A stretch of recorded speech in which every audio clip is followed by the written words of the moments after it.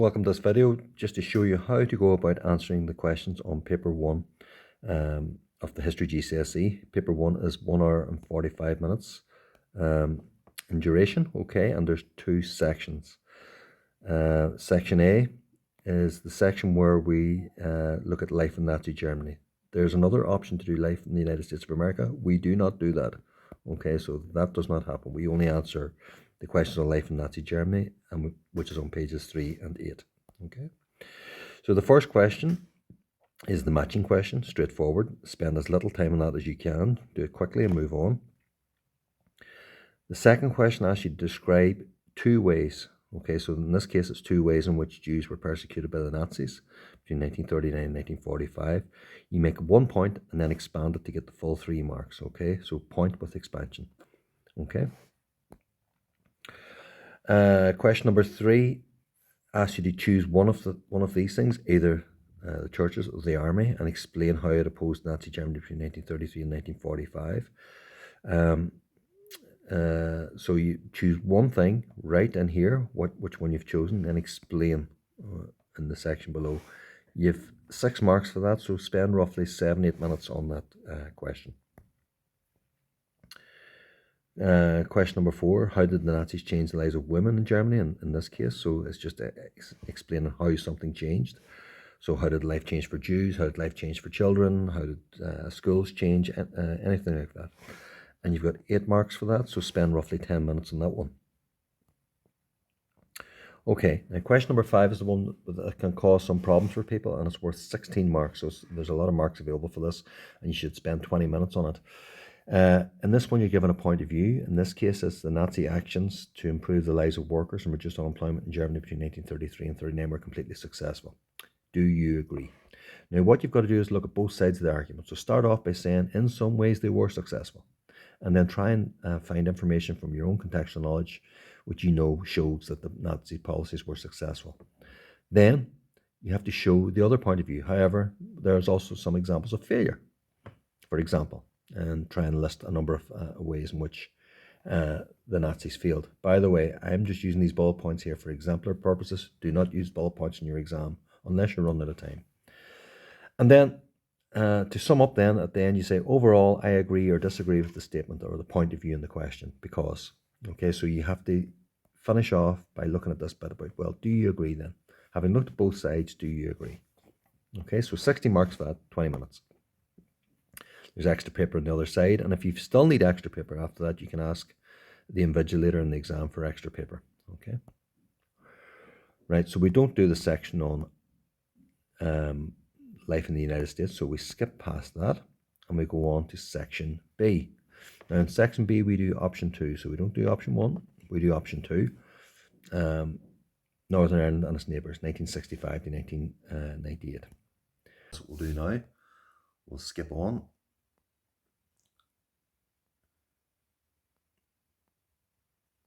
And here we are. Now we're at our section, okay?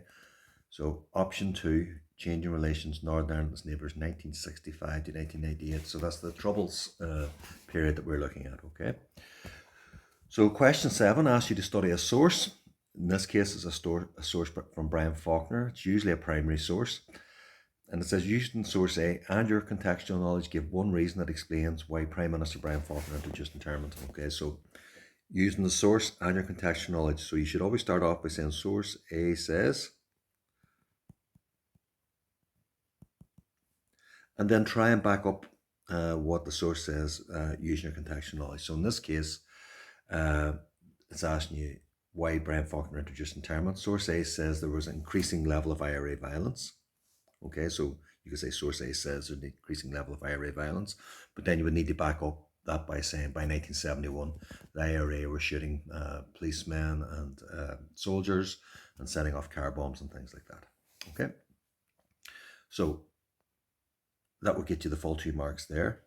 You have a similar thing to do in source B, or question 8, sorry, where you're given another source, and this time you have to pick out 2 things. So again, you go in source B, O'Neill says, and then you add some development from your contextual knowledge, and then you find a second thing that he says and add some contextual knowledge. So there's an example below. In source B, O'Neill says he had added to Protestant fears by reaching out in the hand of friendship to Catholics. Protestants were afraid of losing their control in Northern Ireland. So there's the information from the source, and there's your contextual knowledge. So information from the source, contextual knowledge. Very important that you do both to get the full marks. Right, on to the next question. The next question looks at how useful. We've done quite a bit of practice in these, and CatLad is the way that I've asked you to remember how to go about answering this. Remember, all sources are useful. So when you're looking at the source, make sure that you read this part up here. The author of the source is generally very useful. In this case, it's Margaret Thatcher, the British Prime Minister. The date is usually pretty useful. It's from the time the event happened, making it very useful to an historian. But then concentrate on the content. The content is what is in here, okay? And I always say content is king. Make sure you look at what the source tells us and why that is very useful to an historian. What is the person saying that makes it useful? But then you also have to find limitations. What is it that limits the usefulness of the source? And usually you could say something like, it only shows the British point of view or the Irish point of view or the Republican point of view. It's only showing one point of view and doesn't really give us all the information, okay? And then you've got to sum up by saying, okay, overall, this source is very useful, not very useful. You know, what is it? So you've got to sort of come to a conclusion because you're being asked how useful. You're being asked how useful is this source to an historian. So you've got to answer that question at the end. Okay? Right. The next question asks you about how reliable a source is. And for this, we use admit as a way of remembering how to go about it. So how reliable is that author to be telling us the truth? In the case in this question, it's Margaret Thatcher. She's the British Prime Minister. She's obviously going to be saying things from a British point of view. But the type of the source might be important as well. So in terms of type, I mean, if this is a private, in this case it's a private letter, so you might see your private thoughts. But if it's a public speech, you might be more inclined to see propaganda, or you might be more inclined to see an official position. The date is important in terms of its reliability because if it's from the time, it might show you her view that at that time. If it's from later on, things may have changed by that time. But motive is really important. Why is the person saying this? Are they trying to convince you of their viewpoint? Is this propaganda? These are the things that you need to think about. Who was this intended for? How does that affect it? Okay. Is this what they want you to think? Okay, so try and think about a few of those things. And as long as you're getting these ideas in and you're looking at these aspects of the source, the examiner will reward it. You can't really get this wrong. You can only go about it wrongly. You can't come up with a wrong conclusion to this. And then at the end, you have to say how reliable it is. Therefore, having looked at all of these things, I think this source is very reliable, not very reliable. Now, just one word of caution. These sources generally are from one side.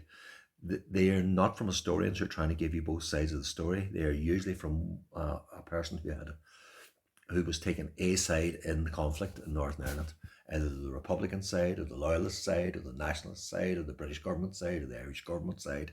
So they've always seemed to have a side. So you need to say that a historian needs to be careful about this because they're only showing their point of view, not showing all points of view. Right. After those difficult source questions, you've got some fairly easy knowledge type questions, which you will either know or you don't. So don't spend too long at these. They're only 1 mark each. There's 2 marks to this one, so spend about 5 or 6 minutes in that section. And then you've got quite a big, 2 big questions to do at the end of this. Okay, explain 2 of the following. So you have to pick 2 out of these 3. And answer them, okay? And you're given 9 marks for each, okay? So there's 18 marks available for this. Spend about 12 minutes on these, okay? So pick 2 and answer them. And you're given quite a bit of space to answer these questions, and that is the end of the examination paper. Okay, so make sure that you're keeping yourself on time as you go through this.